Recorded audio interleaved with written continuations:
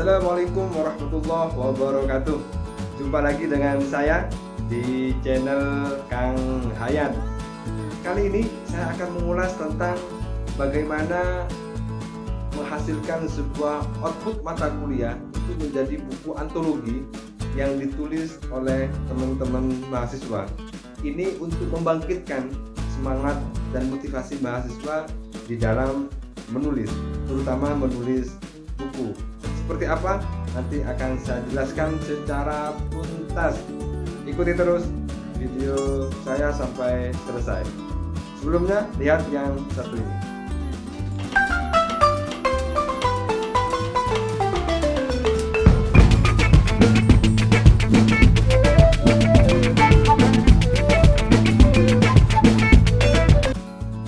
Sahabat penulis yang belum subscribe, silakan di subscribe dulu.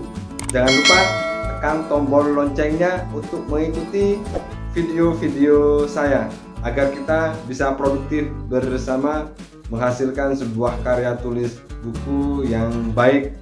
Syukur-syukur bisa bestseller. Jangan lupa kalau misalnya suka, silakan di like dan berikan komentar jika ada opini atau masukan atau saran untuk tumbuh kembangnya channel ini. Menyemangati mahasiswa atau memberikan motivasi kepada mahasiswa itu tidak lepas dari nilai-nilai kreativitas dan inovasi kita sebagai dosen. Tentunya jika ingin melahirkan sebuah output buku dari mata kuliah yang kita ampu, maka secara tidak langsung kita sebagai dosen tentunya sudah harus melahirkan minimal satu buku yang itu menjadi bukti bahwa kita juga menulis. Apa saja yang harus disiapkan untuk memudahkan dalam proses penulisan buku, kolaborasi dengan mahasiswa, agar mata kuliah kita tidak hanya selesai sampai di penilaian, agar mata kuliah kita tidak selesai sampai di transformasi pengetahuan, tetapi bagaimana mata kuliah yang kita ampu itu bisa melahirkan output buku antologi yang kemudian bisa didistribusikan kepada banyak orang, bisa dijadikan sebagai referensi, bisa dijadikan sebagai pendamping mata kuliah, atau bisa dijadikan sebagai bahan diskusi untuk pengembangan keilmuan kita sendiri. Yang pertama, buat tugas opini atau menulis ilmiah populer. Jadi memberikan tugas kepada mahasiswa untuk menulis ilmiah populer atau menulis opini, ini adalah langkah yang paling mudah yang biasa saya lakukan untuk menghasilkan output buku di dalam mata kuliah saya. Jadi sudah 3 tahun ini saya memberikan tugas kepada mahasiswa, setiap mata kuliah, setiap kelas harus melahirkan output buku antologi yang ditulis oleh teman-teman mahasiswa. Sehingga nanti setelah mereka selesai mata kuliah saya, mereka membawa satu eksemplar masing-masing buku. Mudah dan memberikan semangat kepada mahasiswa. Maka berikan mereka satu tugas menulis ilmiah populer atau menulis opini. Kenapa opini? Karena opini itu penulisannya mudah, kemudian kerangkanya juga mudah, kemudian bahasanya mungkin bahasa-bahasa ilmiah populer, tidak terlalu ilmiah, sehingga memudahkan mahasiswa di dalam menulis atau menyelesaikan tugas ini. Ini juga perlu didampingi atau perlu diberikan ruang seluas-luasnya kepada mahasiswa untuk misalnya konsultasi, untuk misalnya diskusi, baik melalui media-media yang lain juga boleh. Yang kedua, tentukan temanya. Tema utama atau tema besar yang akan ditulis oleh mahasiswa itu perlu ditentukan tema besarnya. Temanya apa? Misalnya saya mengajar mata kuliah pendidikan Pancasila, kemudian dikaitkan dengan kondisi pandemi COVID-19. Misalnya tema besarnya adalah pandemi COVID-19 dalam perspektif Pancasila, baik dari sila pertama sampai sila kelima. Itu nanti mahasiswa diarahkan, misalnya sila pertama atau sila ketuhanan yang Maha Esa tidak hanya melahirkan manusia yang bertakwa kepada Tuhannya, tetapi bagaimana ia juga bisa mengamalkan nilai-nilai ketakwaan di dalam kehidupan kita sehari-hari. kemudian dikaitkan dengan COVID-19. Ini nanti kira-kira bisa ditulis dari aspek mananya? Banyak.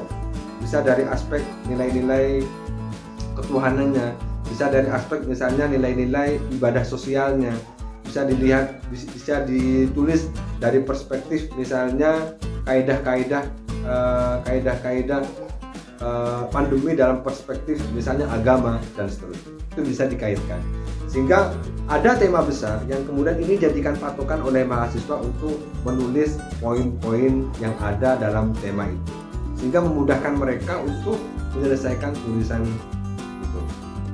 Yang ketiga, sampaikan informasi bahwa output dari mata kuliah ini adalah buku, sehingga mahasiswa sudah punya pandangan kira-kira mau menulis apa dan mau menyelesaikan kapan.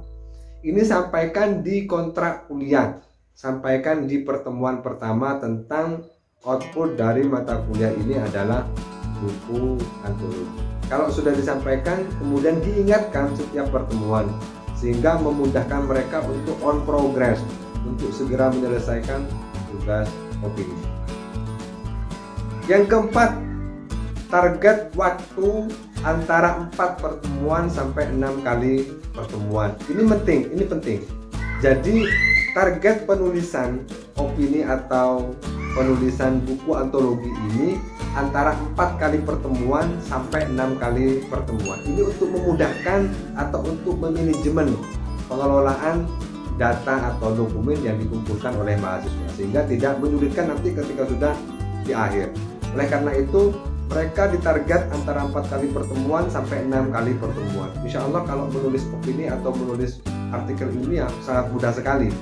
Sehingga misalnya pertemuan pertama itu adalah pengenalan atau kontrak, kemudian pertemuan kedua sampai pertemuan ke-6 atau ke-7 itu mereka sudah menyelesaikan tugasnya. Ini juga menjadi penting. Kenapa 4 sampai 6 kali pertemuan atau menjelang UTS? Karena sebelum UTS maka tugas-tugas itu harus sudah selesai, agar nanti setelah UTS itu diproses atau di line out kemudian diterima. Jadi target ini juga mengajarkan kepada mereka disiplin, mengatur waktu, manajemen waktu, bertanggung jawab terhadap tugas. Insya Allah bisa, karena saya sudah mencoba melakukan riset antara 2 kali pertemuan ternyata juga masih kurang maksimal. Kemudian 3 sampai ke 4 sampai ke 6 ini ternyata cukup efektif. Yang kelima, usahakan tugas ini dikumpulkan menjelang UTS atau paling akhir adalah UTS, karena itu batas untuk pengumpulan sesuai dengan target. Kenapa? Karena kalau lewat UTS itu nanti akan menyulitkan tim editor atau layout menagih tugas itu kepada mahasiswa, atau menyulitkan dosen untuk menagih kepada mahasiswa, karena mereka juga punya banyak tugas yang lain, mereka juga banyak pekerjaan yang lain yang harus mereka selesaikan. Maka untuk tugas penulisan buku antologi ini perlu disiplin secara ketat, karena memang butuh pengelolaan yang kuat, hingga mahasiswa juga bertanggung jawab untuk menyelesaikan tugasnya. Kita sebagai dosen juga bertanggung jawab untuk mendisiplinkan mahasiswa mungkin yang telat, tidak apa-apa, tetapi perlu diatur, perlu dikonkretkan, sehingga minimal maksimal itu UTS semua tugas opini atau penulisan opini itu harus sudah selesai dengan baik. Jadi target 4-6 kali pertemuan itu menjelang UTS, sehingga nanti menjelang UTS atau pas UTS seluruh tugas mahasiswa itu harus sudah terkumpul, sudah harus masuk, sudah harus terinput, sehingga memudahkan dalam proses penyelesaian sampai kepada penerbitan. Yang keenam, buat tim editor dan tim layout. Saya biasanya 5 orang untuk membuat tim, dipilih saja atau ditentukan atau ditawarkan boleh, yang kira-kira mampu dan punya kesempatan untuk bisa melakukan edit dan layout. Buat tim edit dan layout ini juga menjadi penting agar mereka memaksimalkan potensinya untuk misalnya membaca kemudian melakukan editing terhadap kalimat-kalimat yang typo atau kalimat-kalimat yang belum jelas, sehingga tugas nanti melakukan perbaikan-perbaikan terhadap naskah yang masuk. Tim editor dan layout ini membantu kita untuk menyelesaikan penulisan artikel ilmiah atau ilmiah populer ini atau opini ini untuk menjadi buku, untuk menjadi naskah, sehingga mereka membantu kita dalam proses perbaikan dan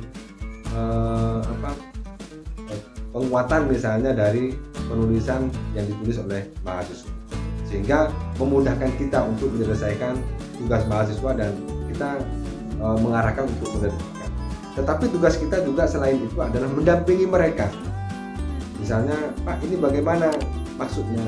Kita bisa memberikan arahan, kita bisa memberikan penjelasan, kita bisa memperbaiki misalnya kalimat-kalimat yang mungkin masih belum jelas oleh mahasiswa. Tetapi secara umum mereka membaca secara keseluruhan naskah, kemudian memperbaiki suatu hal yang perlu diperbaiki. Sehingga menjadi penting sampai nanti tugas tim editor dan layout ini sampai ke selesai cetak buku.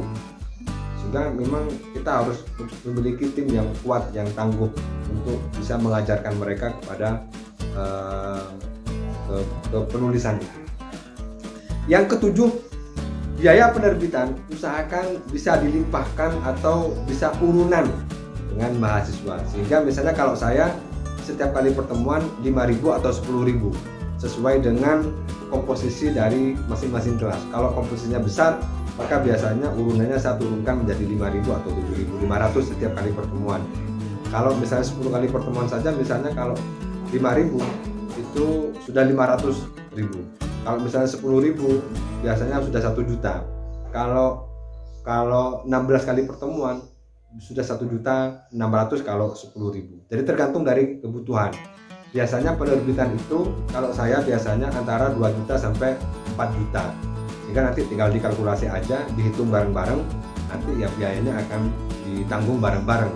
Saya misalnya juga sebagai dosen juga menyumbang biasanya. Ada yang kurang misalnya tinggal saya talangi yang kurang berapa. Sehingga tetap proses penerbitan menjadi output buku itu terus tetap jalan. Kalau kurang misalnya jangan ditanggungkan ke mahasiswanya, tetapi kita sudah punya anggaran, kita sudah punya penghitungan kira-kira nanti habisnya berapa, kurangnya nanti biar tanggung atau ditalangi kita sebagai dosen kan paling nalan 100 sampai 200 kan tidak apa-apa, atau misalnya ada lebihnya ya kembalikan kepada mahasiswa. Intinya bagaimana kita memposisikan diri menjadi sebuah pendorong terhadap nilai-nilai kreativitas mahasiswa itu untuk melahirkan sebuah, karena satu buku yang dilahirkan dari mata kuliah kita itu akan memberikan sejuta manfaat bagi banyak orang. Saya yakin walaupun tidak dalam waktu dekat, cepat atau lambat, manfaat dan nilai-nilai kebaikan dari apa yang kita tulis, apa yang kita tanam itu pasti akan kita tuang. Yang kedelapan, draft buku sudah di layout setelah UTS. Editing, layout, penerbitan itu dilakukan setelah UTS. Itu tugasnya tim editor. Jadi tim editor nanti bekerja setelah UTS sampai menjelang UAS. Jadi rentang waktu setelah UTS sampai menjelang UAS itu edit, layout sampai penerbitan harus selesai. Itu kita butuh pendampingan kuat memang terhadap teman-teman atau tim editor ini, sehingga saling mensupport, saling menyemangati satu sama lain, sehingga terwujudnya buku antologi itu bisa direalisasikan dan bisa tercapai. Jadi ini perlu pendampingan juga oleh dosen dalam proses editing, layout sampai penerbitan, termasuk misalnya mengkomunikasikan dengan teman-teman penerbit, atau misalnya mengecek setelah diedit semua, setelah di layout semua, dicek kembali oleh saya biasanya, mengecek, menghitung, membaca cepat, kemudian kira-kira sudah fix atau belum. Kalau sudah fix, tinggal dikomunikasikan dengan penerbit. Yang kesembilan, usahakan draft sebelum masuk ke penerbit indie atau penerbit mandiri, masukkan ke penerbit mayor. Oleh karena itu biasanya saya dari naskah yang masuk ke tim itu dipilah-pilih, kemudian pilih yang terbaik, kemudian jadikan satu. Tulisan-tulisan yang baik itu jadikan satu, kemudian dipisahkan dengan tulisan-tulisan yang lain, dan ini diterbitkan atau dimasukkan ke penerbit mayor untuk mengukur sejauh mana tulisan mahasiswa ini baik, berkualitas, sudah tepat, sudah benar atau belum. Sehingga nanti dari hasil review penerbit itu kita tahu, kita memiliki indikator kira-kira perlu tidak dinaikkan, perlu tidak misalnya dikuatkan kembali, perlu tidak misalnya dirubah polanya. Sehingga setiap semester saya biasa melakukan riset terhadap tugas mahasiswa, terhadap penulisan mahasiswa, termasuk terhadap tugas-tugas output buku ini yang kemudian nanti arahnya bagaimana buku yang dihasilkan oleh mahasiswa itu juga bisa masuk ke toko-toko buku, atau bisa masuk ke toko-toko buku besar, atau bisa diterbitkan di penerbit mayor. Karena saya pikir kalau buku yang berkualitas kemudian baik dan diterima oleh banyak orang, tidak melihat siapa penulisnya, tetapi apa yang ditulis. Yang ke-10, baru misalnya kalau sudah tidak lolos di penerbit mayor, bisa diterbitkan dengan penerbit indie atau mandiri dengan biaya yang sudah kita susun sejak awal. Yang ke-10, setiap mahasiswa pastikan mendapatkan 1 eksemplar, karena itu kenang-kenangan dari mata kuliah yang mereka ampu. Itu merupakan kenang-kenangan dari mereka, dari mata kuliah yang mereka laksanakan. Itu merupakan kenang-kenangan dari mata kuliah yang mereka akan menjadi kebahagiaan bagi mereka, akan menjadi semangat baru bagi mereka ketika bukunya sudah terbit, kemudian dibaca, kemudian diberitahukan kepada orang tuanya, diberitahukan kepada temannya, ini loh buku saya sudah terbit. Minimal sudah bisa menghasilkan publikasi karya berbentuk buku antologi. Karena saya yakin dengan begitu maka kita sebagai dosen juga akan terus memiliki lompatan-lompatan yang memberikan motivasi kepada mahasiswa agar mereka terus kreatif, mereka terus produktif, mereka terus inspiratif, sehingga kelak karya-karya itu dari setiap semester yang dikumpulkan sebagai output bahan mata kuliah itu akan menjadi semacam gunung es yang terus melahirkan banyak kemanfaatan, akan memberikan nilai-nilai kebaikan, akan menjadi bentuk pengetahuan yang kemudian akan dibaca oleh banyak orang. Terima kasih, semoga bermanfaat. Silakan di like, share, dan subscribe. Assalamualaikum warahmatullahi wabarakatuh.